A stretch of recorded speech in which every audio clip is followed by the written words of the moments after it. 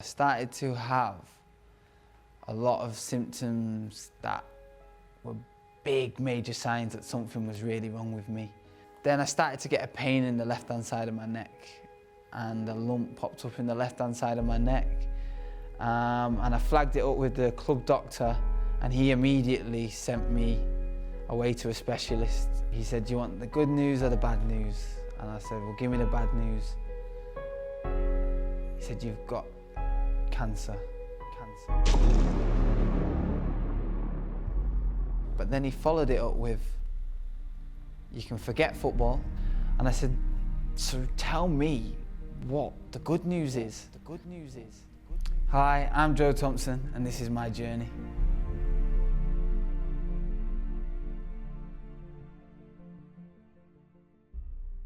Here I'm probably about 7 or 8 down in Bath, and predominantly the sport down there, a lot of it was rugby. I know there's Bristol City and Bristol Rovers, but they was a good 30-40 minutes away, so I was never really interested, I would say, with football up until I moved to Rochdale and Manchester. So for me, that's just really getting used to playing football. And the boy on my left is Quinton. He's a long friend of mine in Bath, and he now lives in London, and he's probably the first one that really introduced me to football, because I had all the physical attributes to play football. I was quick, I was agile, but I was too busy climbing up trees. And for me, that was the first introduction to a sport, I would say, in football. Hey, so this is me and my younger brother Ruben, thick as thieves.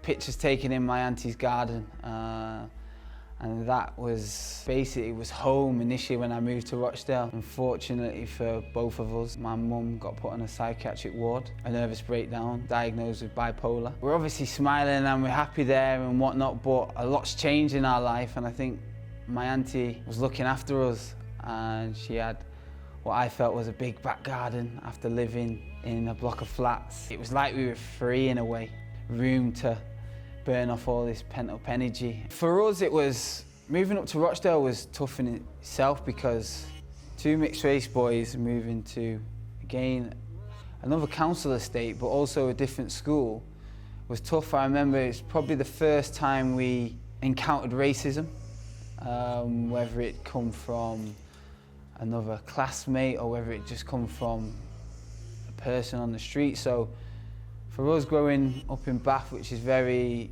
multicultural and free and liberal in a way, it was a shock to us. It was tough, but I think football, and once I found I was good at football, that was my in and my acceptance. So this is one of my earlier photos. I'm not sure how old I am. I'm probably about 10.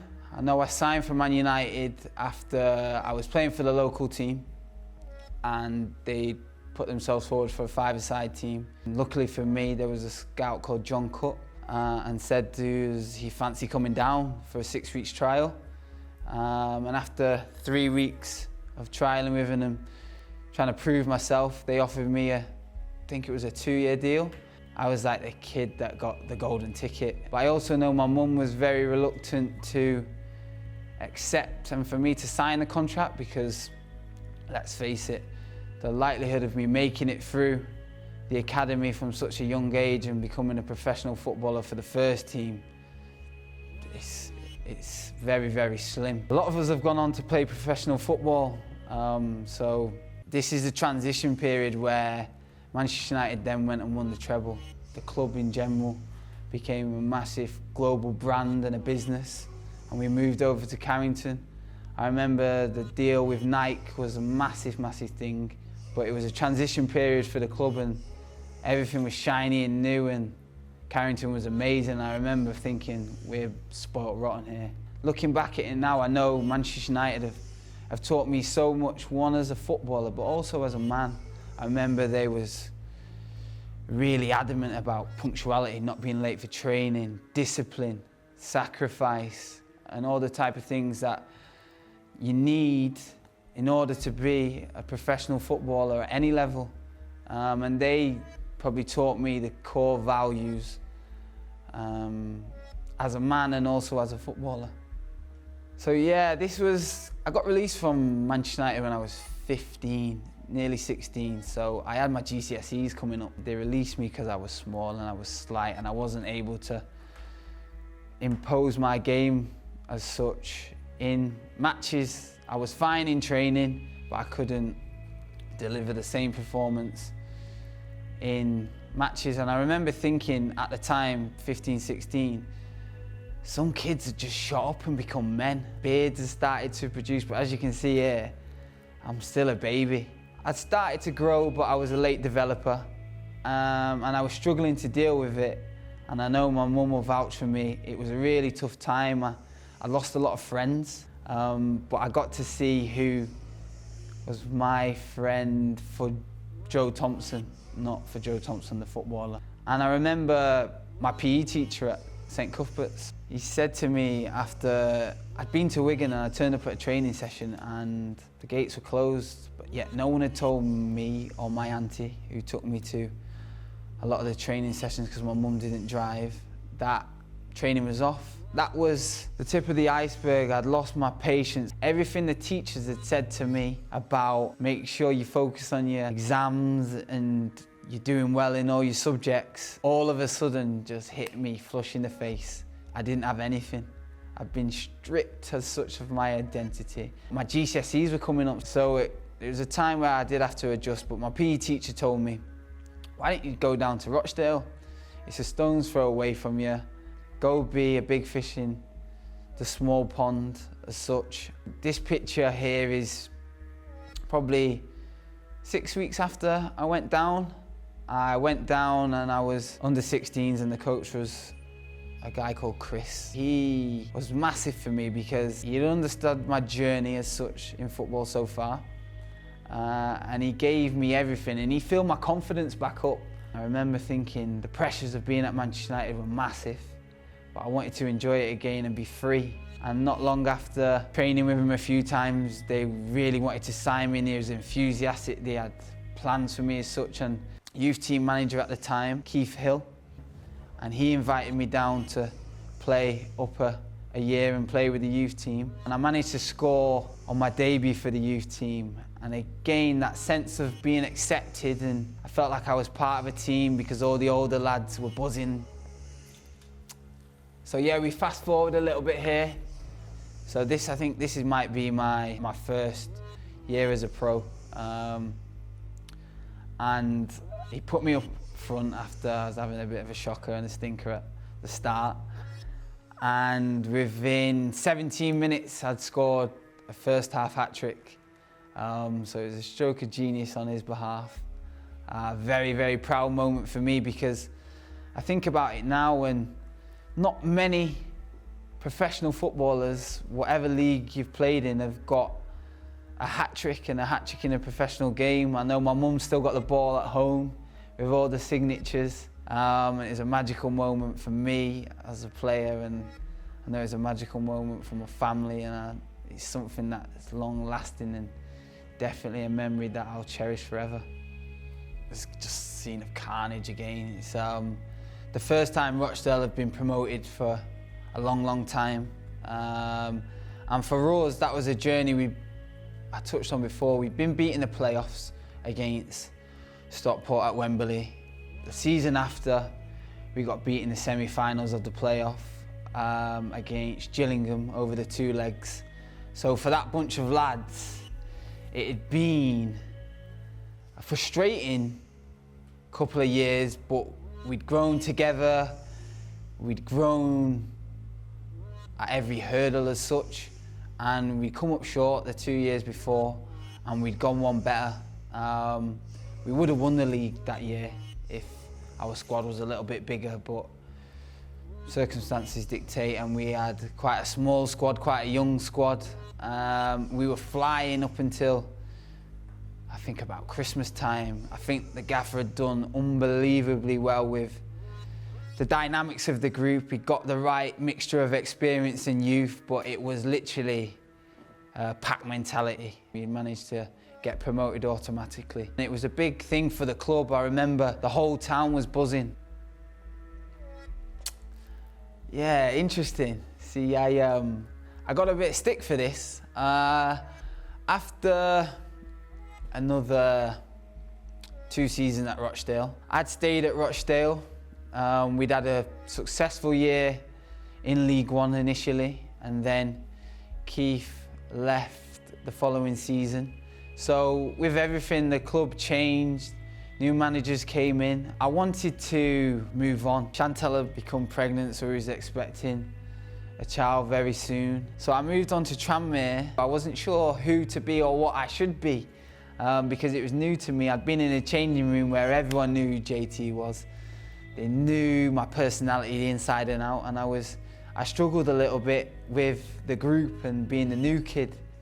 And I remember I went away for a week to Portugal, but during that off season, I was in the gym. I was battering it. I was making sure I did everything and anything to know for the start of this second season I was going to prove not only to myself but also to my teammates of why the club had bought me and why they paid so much money for me. And I did that, and I was doing that. And this picture is taken from, we played Crawley. I scored 2 goals in the first half. I remember us going 1-0 down and getting the equaliser. I had the different haircut, and you see, I don't know, you see loads of players do it now. They dye their hair blonde or they go for something a little bit eccentric. Pogba does it to a certain extent, changing it up. But with that, you put yourself on a pedestal and you're there to be shot at. If you're doing something, you're going to get noticed. But shortly after this, it all came to a head and I became very, very unwell, and very unwell quickly. Training started to take its toll. I started to have a lot of symptoms that were big, major signs that something was really wrong with me. Then I started to get a pain in the left-hand side of my neck, and a lump popped up in the left-hand side of my neck. And I flagged it up with the club doctor, and he immediately sent me away to a specialist and said I needed to get a biopsy, and to have a biopsy as soon as possible. October 23rd, I go into the hospital on the Wirral. Within a sentence, he said, "Do you want the good news or the bad news?" And I said, "Well, give me the bad news." He said, "You've got cancer." For a 24-year-old to be told that with a young daughter, being an older brother, a son, a partner to my girlfriend and wife now. I didn't believe him at first, and I said, "So tell me what the good news is." He was like, "The good news is you've got Hodgkin's lymphoma, and it's cancer and it takes lives, but the stats are better than others." But then he followed it up with, "You can forget football," because I was thinking, you just tell me what the treatment is and how long it's going to be, and I'll be right as rain in no time. He said, you penciled in basically to have 6 months of chemotherapy. So I'm thinking October, I'll be back by April time. I might even be able to catch the end of the season. And I think I said that, and he just said, "No chance." He said, "You're not seeing the bigger picture. Your career's not in jeopardy, and your life you're hanging on in there by a thread in a way." I then asked him, how long does he think I'd been suffering from the cancer? And he said, possibly 2 to 3 years. So for me, that was like, but I've managed to do all of this and achieve this and be a dad, but then certain things started falling into place. Because when I say I was tired in that first season at Tranmere, I was shattered. And I just put it down to being a dad, and circumstances had changed with travel, the stress of just being a professional footballer, being a dad to a newborn and things just changing and growing up and having more responsibilities. I needed to take that hair off because for me, myself, I was going to have to look at myself in the mirror and see the change. But I wanted to make the change not as apparent to the outsiders. So I went back, I took it short because I didn't want people to notice that I was very, very unwell. This picture here, so this is the shirt that the lads at Tranmere wore to the game after it got released. And I remember being sat at home with Chantel's dad and seeing it come on. Sky Sports News and the banner and Jeff Stelling saying, breaking news, Tranmere Rovers midfielder Joe Thompson has been diagnosed with a rare form of cancer. And that's when it hit me, and it hit me hard to see that come along the banner and see it literally in black and white and hear it.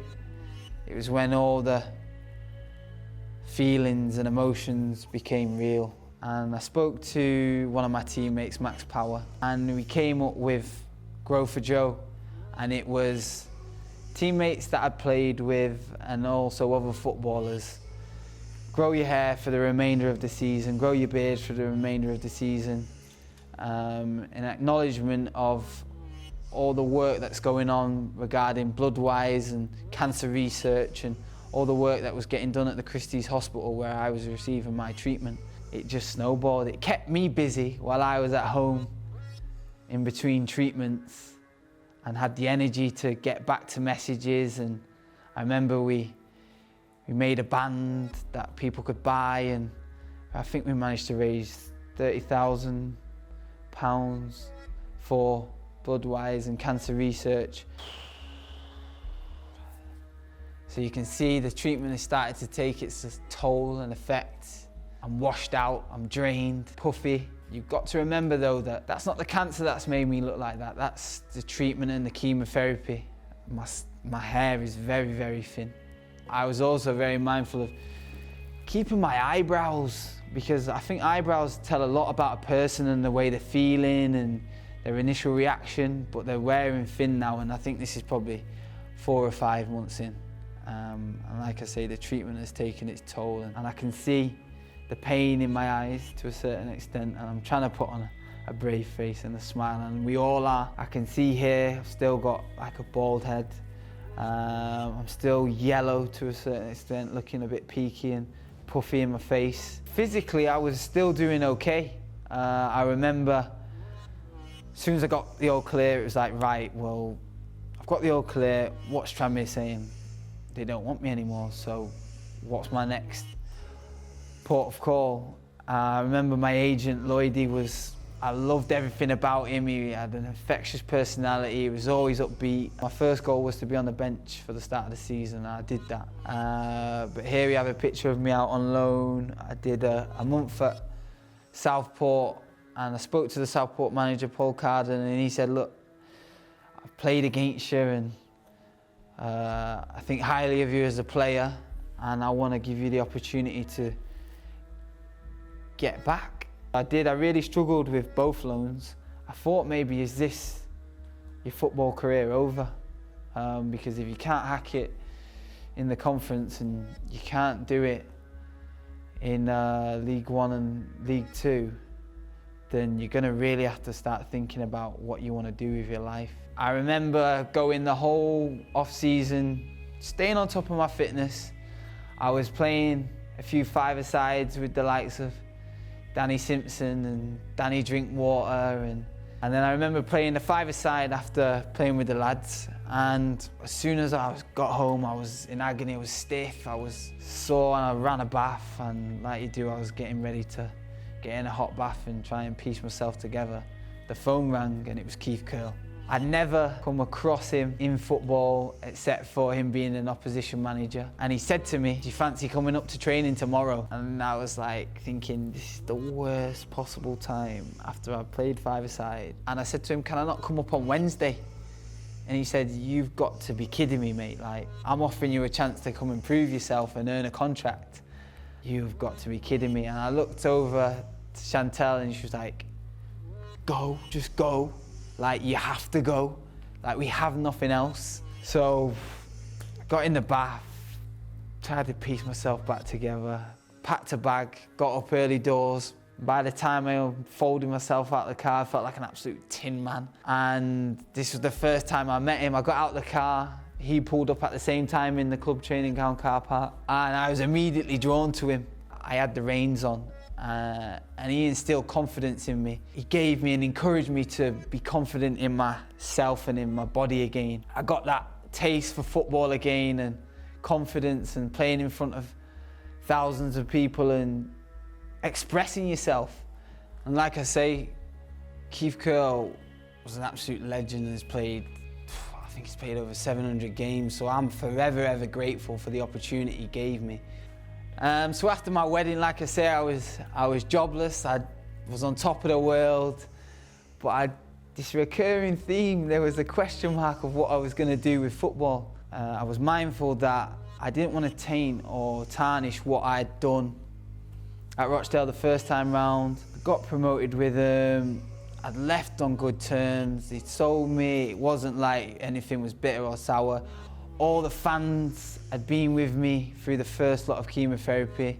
So I was very, very anxious about making a phone call and literally asking and pleading and begging for an opportunity. So I went back to Rochdale with my tail between my legs and fingers crossed, and very, very anxious. After a couple of weeks training with him, he could see I was sharp, I was ready, and he came and offered me an 18-month deal.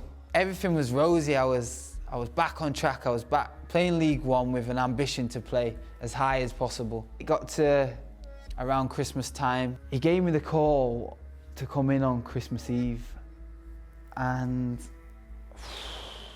I went in with Chantal because deep down we knew there was bad news on the way.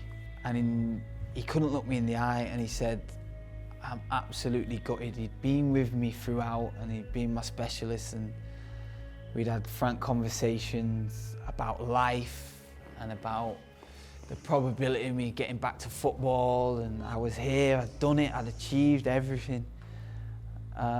Against a lot of his advice. So he could see how heartbroken I was, but this time I was angry. I knew what was coming, I knew the treatment, how bad everything was going to be, and I could see how uncertain the future had all become within a couple of sentences. I was going to have a lot more treatment this time round. So I played on for 3 months, but then it all came to a head when I played against MK Dons away. And them feelings of the game passing me by, the floodlights were on, everything was too bright, everyone was too fast. I just wanted to get off the pitch. We made all the subs. I went back into the changing rooms. I didn't shake anyone's hand after the game. And I ran down the tunnel into the changing rooms, and I was being violently sick. I was spewing up blood. And I remember the noise of the lads coming in, the studs on the ground through the changing room. The changing room went silent, it just went quiet. And I knew they were all listening in, and they knew that I was ill, and it was one of the worst moments of my life as a man, because the moment I stopped being sick and had to face the lads and the group, and my manager just sat me down and said, look, you've got to understand that there's more to life than football. You've got to put it into perspective. You've done ever so well to play on. We've managed to get you as fit and as strong as possible, knowing that you're going to have this treatment and we'll get you in the best condition to deal with it. But this is where we knock football on the head. This is me harvesting my stem cells before I get put in isolation. And what a stem cell transplant is you get put in isolation, you get put in a room, a box. It's like quarantine. The windows don't open. The temperature of the room doesn't change, and your visitors are few and far between because the risk of infection may be fatal. and they're the worst 18 days of my life. It tested my insanity. Within them 18 days, I lost 2.5 stone. But as I was getting back to being more involved with training and getting back in with the first team and looking and getting that taste and trying to get that first start, my agent, who'd been a father figure for me, someone who I could lean on and look for through advice, sadly died, a freak accident overnight, and that knocked me because I was lost then. And what I had done is I lost a person. And I remember the moment. I remember being told the news. His family told me the news, and the first person I looked to, and I'd looked to throughout all these problems, and the first person who'd taken it the worst through the both times of telling him that I'd been diagnosed with cancer was Lloydie, Gary Lloyd, my agent.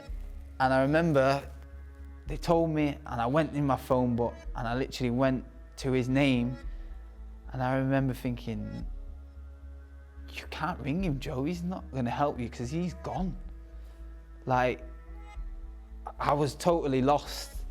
The 3 guys in there, I've got so much to thank for. Keith, obviously, for everything and all the opportunities given me playing and the advice he's given me as a man, and Chris Beach alongside him as assistant now, filled me up and reassured me that I was good enough to play again, and Kev Gibbons carrying the bottles and making sure everything's hunky-dory behind the scenes, making sure everyone's hydrated here. And then there's me, got my eye, this is at Wembley, got my eye, you know, I'm here, orange bib, if you want to put me on. I know it's 4-1 and we're getting beat, and we've done unbelievable to get a replay after 2-2 at home, where captain Ian Henderson scored a great goal and Stephen Davis scored a last-minute equaliser. And if it hadn't have been at Wembley, as you can see, the weather changed and the snow came in, and I think it was -7, and only us can go to Wembley and it's snow down in London. But I said, right, okay, where do you want me to go? And he said, you're going on in midfield. Have you seen what Moussa Dembele's been doing and Lucas Moura have been doing, and Lamella and Son and players of that calibre have been doing to the lads for the last 65 minutes? And he said, do you know what, just go on and enjoy it, because if anyone deserves it, that boyhood dream to go and play at Wembley, no matter the circumstances, it's you. After all the hard work you put in, just go out there and have a run around and enjoy it like a kid. And that's what I did. But unfortunately, although we'd been doing so well in the cup, our league form was struggling, and we found ourselves in the relegation zone. We'd had opportunities where we could have gotten out in weeks prior, but it'd come down to the last day of the season. Us or Oldham, our local rivals. But for me, all that mattered was we have to win this game. Kelvin Andrews in the background there just nodded it down. I noticed I had a bit of time in the box. I shifted it onto my right, and then hit it hard and low with my left. And yeah, it was just amazing. Like, I cannot explain to you. And me getting that goal was clarity in a way, and it justified all the struggle and all the pain and the sacrifice that I'd gone through, but also others, and all the support that I'd been given was rewarding. And I felt that was like my present, not only to the manager, the chairman, the club, the fans. It just shows you can do anything if you put your mind to it, and that if you've got people around you that support and love you and believe in you, then if you've got faith and a drive and a vision, you can get there. Now the stadium's empty, all the noise, and I could hear all the carnage and all the cars in and around the stadium and people buzzing, and they would have gone off and got smashed and just like absolutely gone berserk. I just took Lou out onto the pitch. All she wanted to do was grab a football and have a kickabout with a dad. And there's been times in my life where I've questioned whether I'd be able to do that. So it's quite an emotional time, but it was like our time to savour in a way. I'd done that, and I got back to playing football, and I'd got the goal, and I'd earned a new contract, and behind it all, I was writing a book with Alec Fenn, and the first time I met Alec was at Cassius Camps when I'd done the under-23s talk for Sheffield Wednesday. And I know after speaking to him, he was ever so keen to do a book, and I'd blown his mind to a certain extent, and he'd never done a book before, and he wanted to do one, and I was more than willing to write it down as soon as possible, because I know through my life experiences and what I've learned and the knowledge that I've gained through my experiences and setbacks, that writing it down in a book will inspire so many people, because not only cancer affects so many people, just setbacks, and I wanted to write a book to show and prove to people that fairy tales do actually happen. You just got to remain strong and positive, and there'll be times when you can't see the light at the end of the tunnel, but you don't walk with your eyes, just walk with the vision and the belief that you'll get back to where you want to be. And I think the book literally says it all. Yeah. Thank you, Joe.